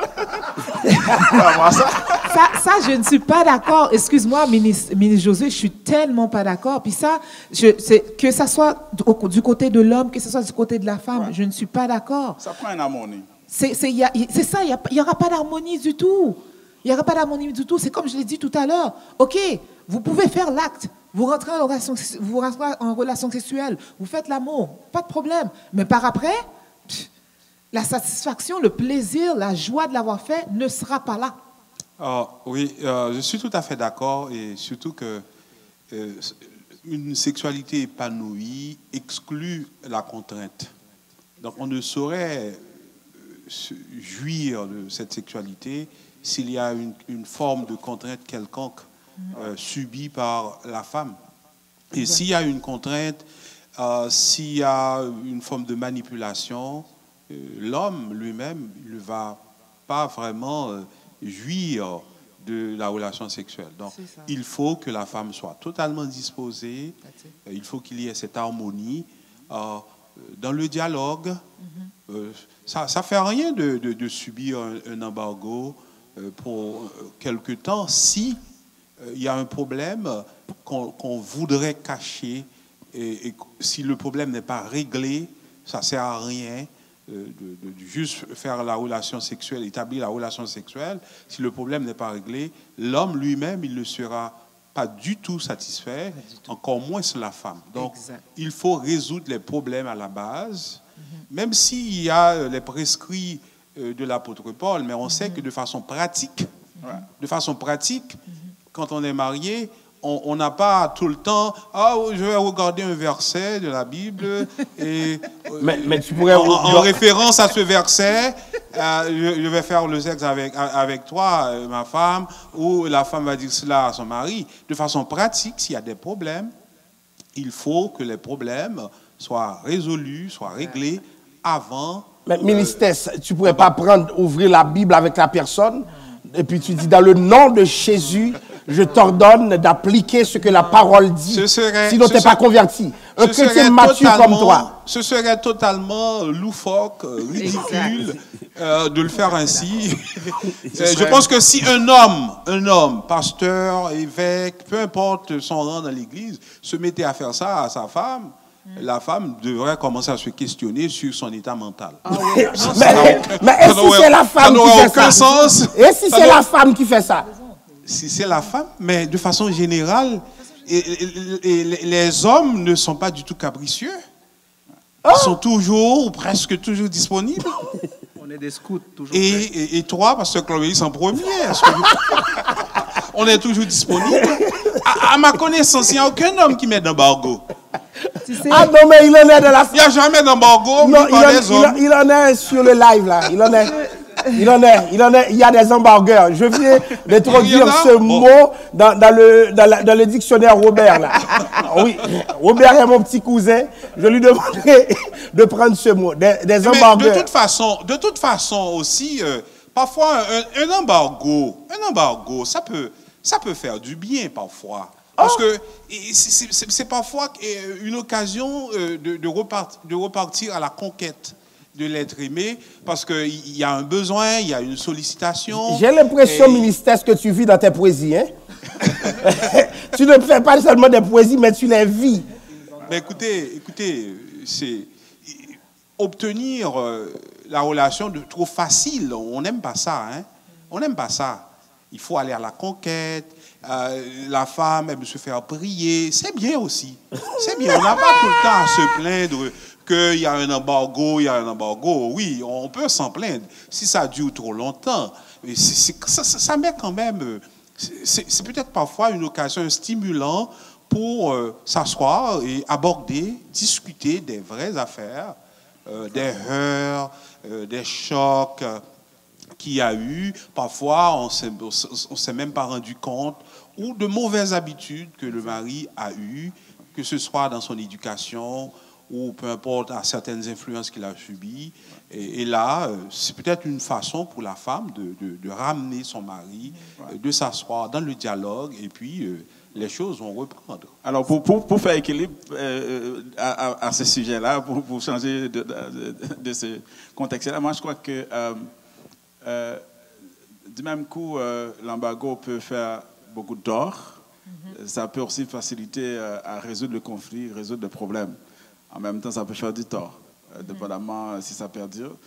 Mais il y a aussi l'autre côté de la situation, le fait d'ignorer les conflits, les situations conflictuelles. Ça peut nous faire tomber dans une forme de sexualité comme une sorte de mécanisme. C'est comme juste à passer à l'acte en tant que tel.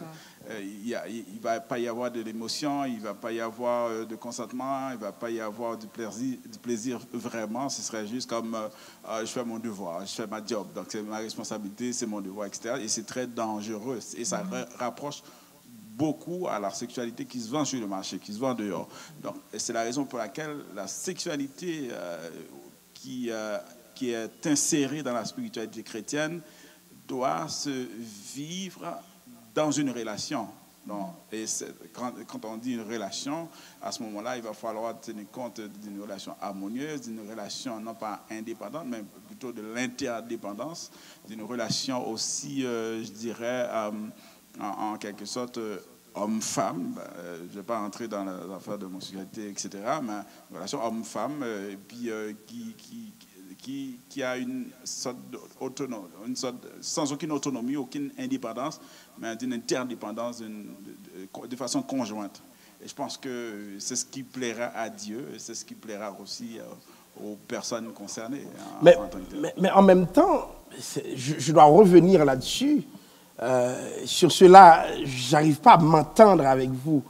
C'est dans la valeur constructive de l'embargo pour vous. C'est comme la Bible dispose dans ses textes de manière normative. C'est-à-dire, dans la manière dont la Bible parle, là, si vous ne devez vous séparer que de commun accord, il n'y a pas lieu d'envisager l'embargo, régler le problème pour que ça se fasse. C'est beaucoup plus dans cette direction qu'il faut aller. Je ne sais pas si vous comprenez. Parce que si je dis que je mets embargo un jour, ça peut prendre un mois aussi. Ça peut prendre 2 mois. Finalement, c'est quoi la limite? Et si le corps de l'autre m'appartient, mon corps l'appartient, j'exclus les cas de force majeure. Est-ce qu'on peut bâtir un mariage sur une stratégie embargique? C'est-à-dire, je te donne de l'embargo, tu vas marcher. Je te donne l'embargo, tu vas faire ci, tu vas faire ça. J'ai personnellement vu des gens qui sont tombés pendant une période d'embargo. Comment cette responsabilité peut-elle être portée? Est-ce qu'il n'y a pas lieu de construire la relation dans le problème et de trouver les mots pour dire il faut que ça change, ça évolue? Et ceci, même pendant la période de sexe, voir comment on peut parler du sujet qui nous fait mal. Écoutez, je pense que s'il y a un embargo, c'est qu'il y a un problème. Il y a un problème, mais c'est s'il y a un embargo, il y a un refus catégorique du partenaire ou de la partenaire d'entrer en relation sexuelle avec l'autre sans que les raisons pour lesquelles cet embargo soit mis, soit dit, soit présenté à l'autre. Si on voit, on est sous embargo, mais on ne sait pas pourquoi, là, on va commencer à se poser des questions. Mais pourquoi? Donc, c'est peut-être aussi, c'est peut-être aussi une stratégie, une façon pour la personne qui est frustrée de dire à son conjoint « Ah, je vais vous punir, etc. etc. » Maintenant, ce qu'il faut éviter, c'est éviter toujours le chantage. Je l'ai dit. Mais l'embargo est un chantage. Il faut éviter toute forme de chantage, c'est-à-dire une forme de marchandisation, à savoir, ah, vous faites ci et je vous donne ça. Là, c'est trop mécanique, comme on l'a dit. Il n'y a pas du tout de relation comme telle. Mais parce qu'il n'y a pas de négociation, il n'y a pas de communication, le dialogue est rompu. Donc, je pense qu'il faut discuter, il faut parler, il faut soulever là où il y a des problèmes. Parfois, il y a des problèmes évidents. Parfois, il y a des problèmes qui ne sont pas si évidents que ça, où l'autre, celui qui subit l'embargo, il ne sait pas pourquoi il subit l'embargo, mais c'est à la femme, par exemple, si c'est la femme qui met l'embargo, de lui dire, mais voici pourquoi, voici ce qu'il faut changer, voici ce qu'il faut faire. Mais le concept même, est-ce que ce n'est pas un concept destructeur du mariage, le concept d'embargo? Peut-on sortir ici, dire aux gens, ah ben, nous sommes chrétiens, mais le texte parlait à toute relativité. Donnons un embargo si ça ne va pas pour exprimer quelque chose à l'autre.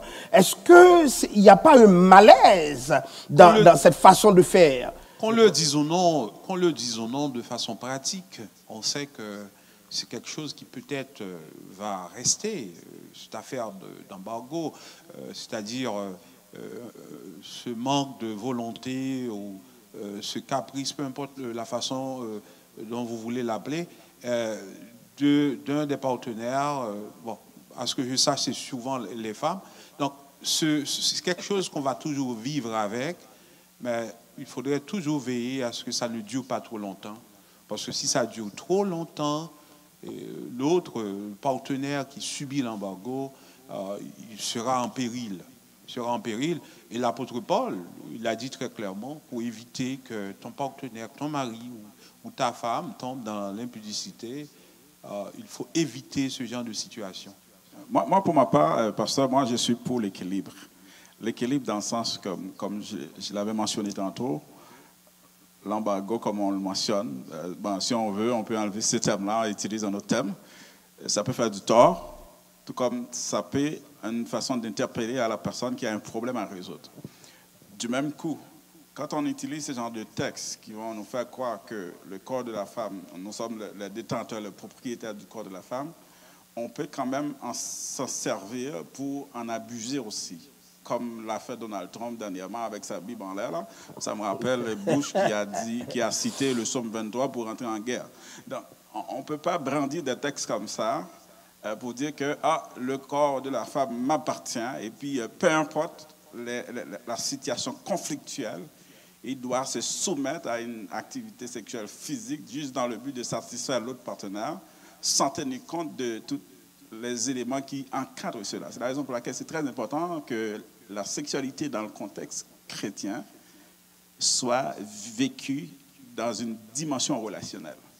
Et quand la relation n'est pas au rendez-vous, l'harmonie, la bonne entente, etc., n'est pas au rendez-vous, on risque de sombrer dans une forme de sexualité mécanique, puis au détriment de cette vie conjugale en tant que telle. Moi, je suis pour l'équilibre en ce sens.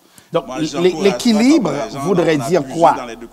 L'équilibre, c'est de dire que on ne met pas, on ne parle pas d'embargo, mais on parle, on communique, on essaie de comprendre, on pose le problème. On pose le problème. Mais que l'embargo ne soit pas une stratégie de couple. Mais on n'encourage pas l'embargo. C'est exactement ça. On n'encourage pas l'embargo. On n'encourage pas on du ne tout. dit pas non plus qu'il faut le mettre, mais on sait c'est une réalité. Maintenant, on ne peut pas présenter un sujet comme céleste, comme si on ne se tenait pas compte de la réalité que les gens qui nous écoutent sont en train de vivre.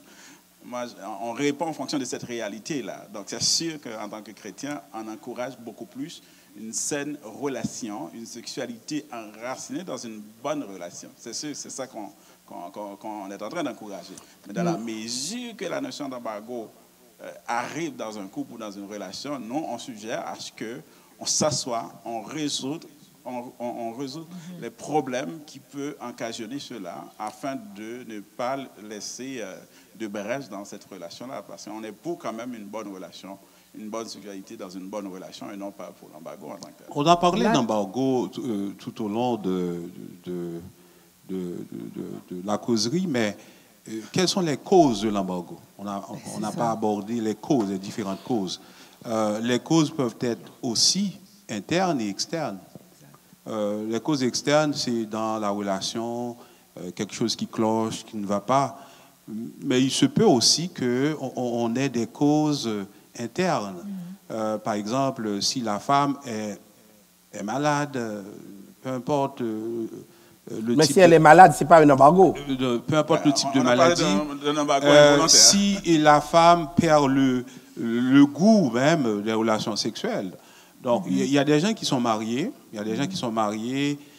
pendant longtemps, plusieurs années, mais pour toutes sortes de raisons, physiologiques, peu importe, il y a la personne ne prend plus goût dans les relations sexuelles. Donc, c'est alors une cause interne. Donc, si on n'aborde pas cette problématique, si on n'essaie pas de trouver pourquoi, là, on va tourner en rond, le problème. Tandis que les relations sexuelles se révèlent être un besoin. Oui, on l'a vu, c'est un besoin, et pour l'homme et pour la femme. Mais s'il y a un blocage, que ce soit interne ou externe, je pense qu'il faut résoudre ces problèmes. C'est ça. Ce que je voulais rajouter avec ce que les ministres et puis le ministre Josué a mentionné, c'est l'acte en tant que tel, l'acte sexuel, c'est-à-dire entre un mari et une femme, est tellement quelque chose de profond, est tellement quelque chose en anglais, on dirait deep, que c'est un acte où est-ce que, la manière dont je le vois, c'est un acte où est-ce qu'il y a ces deux esprits qui se collent ensemble, qui se joignent ensemble, qui se mêlent, entremêlent. Mais ce n'est pas leur corps, c'est leurs esprits. Qui se mêlent ensemble, que si cet acte-là est fait et qu'il n'y a aucun plaisir, aucune harmonie. Exactement, aucun feeling, c'est comme, wow, avec, non, ça ne marche pas. Mais est-ce qu'on a vraiment besoin du feeling? Après. Pardon? Est-ce qu'on a besoin du feeling? Pasteur, tu es en train de jouer là. Pasteur, j'ai une question. Je joue la carte de la provocation. Pasteur, j'ai une question pour toi. Oui, je vous écoute. Est-ce qu'un chrétien peut aller dans un sex shop? C'est-à-dire, parce qu'on parle de feeling, on parle de choses, d'agrémenter, tout ça, mais est-ce qu'un chrétien peut aller dans un magasin pour acheter des choses comme ça?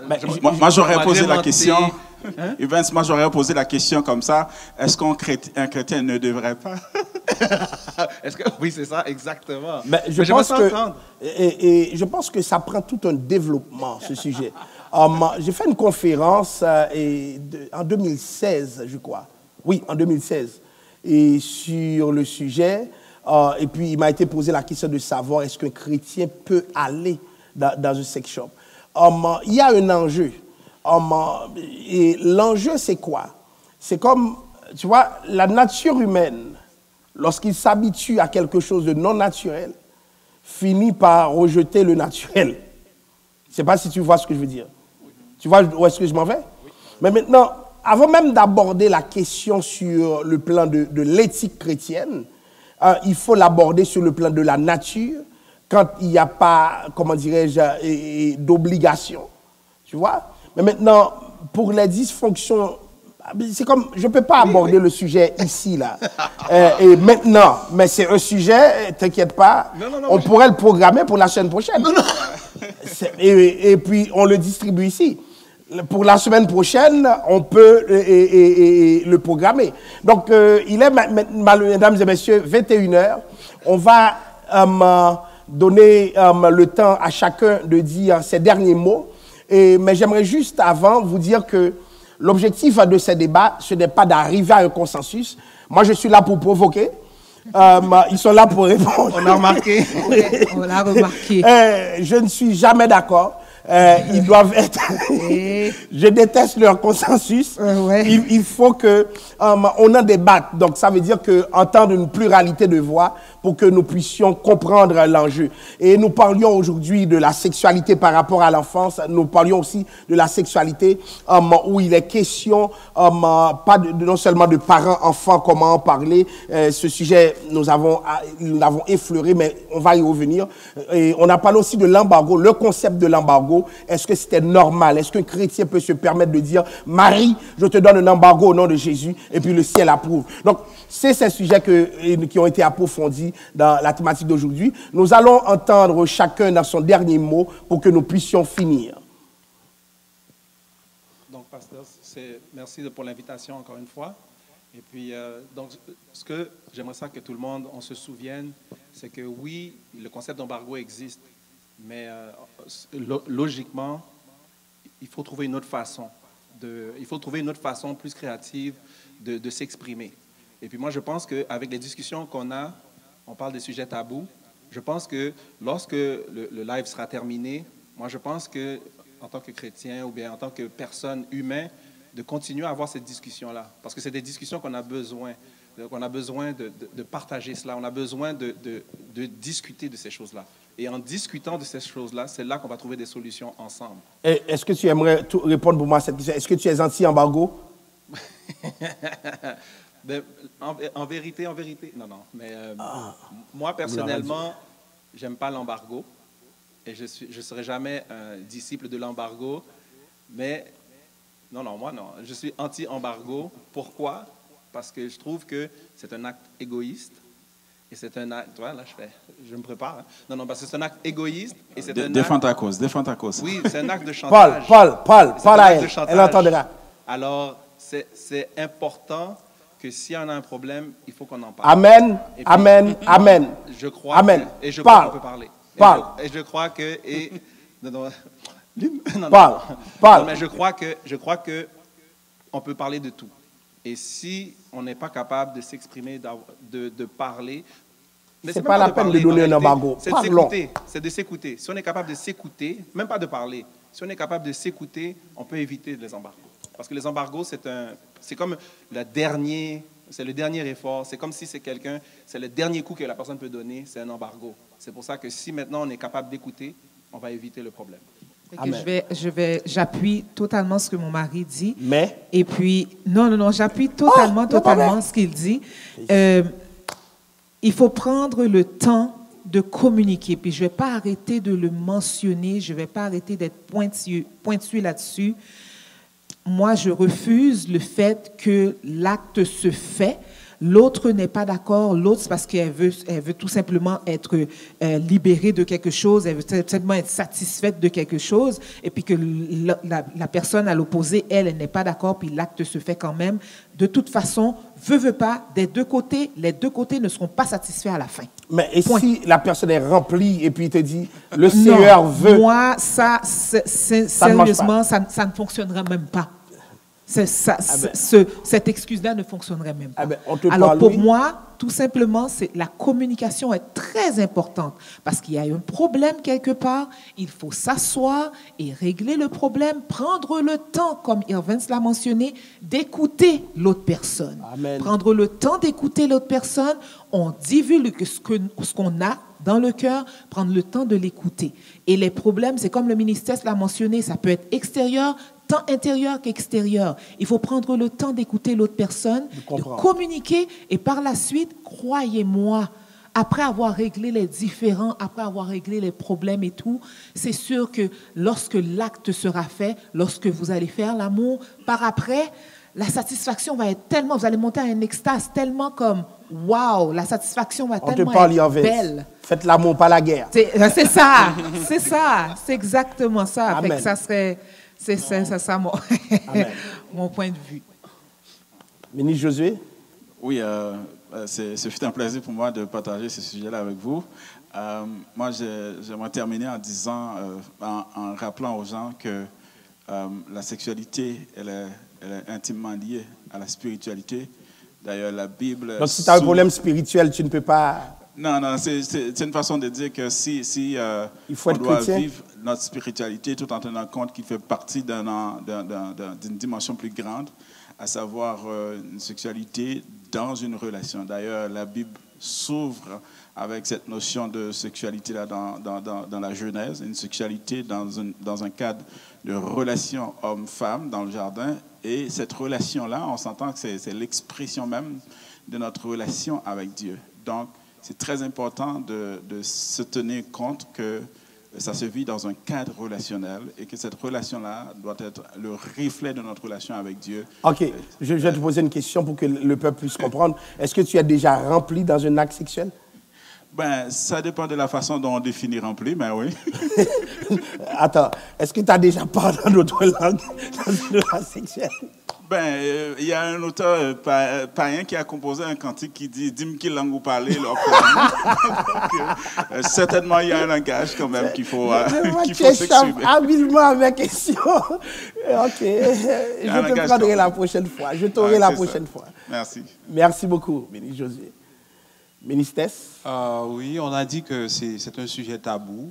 Moi, j'ai avoué que j'ai beaucoup de gêne à en parler avec mes enfants. Je pense que c'est le cas pour beaucoup d'entre nous ici sur le panel et beaucoup de gens qui nous regardent, qui nous écoutent. C'est vrai que comme chrétiens, on a une sexualité, on vit sa sexualité et nous croyons aussi que cette sexualité peut être épanouie dans le cadre du mariage. Nous le disons, nous le prêchons, et la Bible en met. Donc, la femme doit vivre pleinement sa sexualité dans la mesure où toutes les conditions sont réunies, mentalement, psychologiquement, dans une bonne relation avec son mari. Lorsqu'il y a des problèmes, il faut régler les problèmes. Il ne faut pas du tout qu'on fasse une marchandisation de l'acte sexuel. La marchandisation peut se faire à l'extérieur du mariage, mais dans le cadre du mariage, on doit, que ce soit l'homme ou la femme, éviter toute forme de chantage, mais plutôt dialoguer pour résoudre les problèmes. Mais j'ai une question pour toi. Est-ce qu'une relation sexuelle ne peut pas résoudre un problème?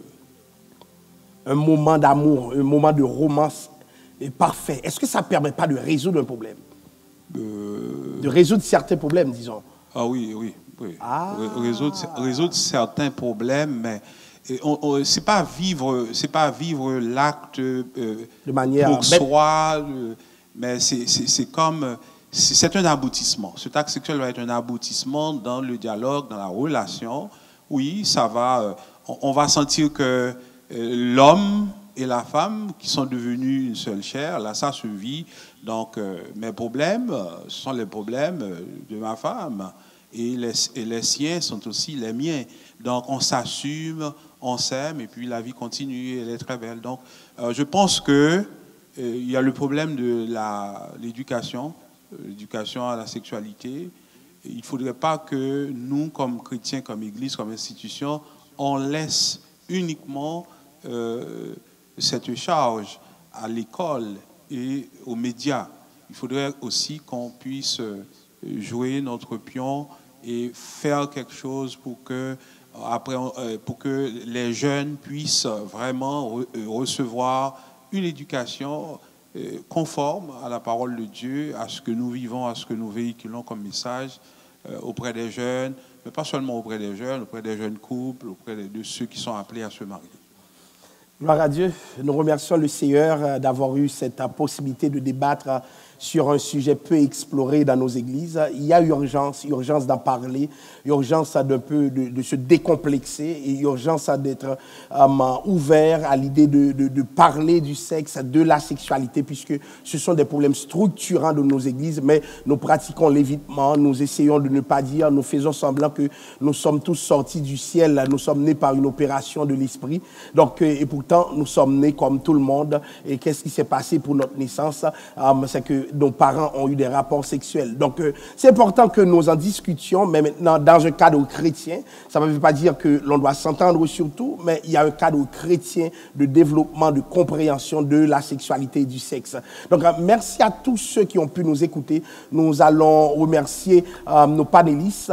Nous remercions le maestro Irvin et sa femme Linda. Nous remercions le ministère et nous remercions le ministre Petit. Donc, tout le monde a élaboré, a présenté sa perspective et conformément à tout ce qui nous a été demandé, nous avons apporté une femme dans le débat qui a mis son Maggi dans la sauce. Donc, je pense que ça a fait une différence pour plusieurs. Donc, nous remercions tous ceux qui étaient là. Donc, la semaine prochaine, nous allons recourir encore au même sujet, mais avec d'autres aspects qui seront développés pour votre édification. Comment nous ferons pour la prière? Dieu merci de ce que tu nous as permis d'être là. Merci parce que tu nous as permis de discuter de ce sujet, Père Saint, dans un cadre chrétien. Ce que nous te demandons, c'est de faire en sorte que nous demeurons stables dans la compréhension que tu nous donnes, stables dans le développement, Père Saint, de la sagesse que tu nous donnes par rapport au sexe, au Dieu, et que nous puissions vivre ce que tu nous donnes de vivre comme couple chrétien, Père Saint. Et ceux qui se posent des questions, nous te demandons que cette émission, oh Dieu, leur fournisse l'éclairage nécessaire pour avancer. Nous te prions dans le nom de Jésus, à lui la gloire, l'honneur et la louange au siècle des siècles. Amen. Au revoir tout le monde et encore merci nos panélistes, merci à tous ceux qui nous ont suivis sur le live. C'était un plaisir de vous avoir avec nous. Merci de vos commentaires. Et si vous avez des projets de sujets que vous souhaitiez que nous abordons, donc c'est important que vous les mettiez sur le fil d'actualité pour que nous puissions y penser. Merci beaucoup, au revoir et à la semaine prochaine dans Jeudi Débat pour de plus grands approfondissements du sujet du sexe, de la sexualité dans le cadre chrétien, dans le cadre ecclésiastique. Merci beaucoup, à la prochaine. Bye.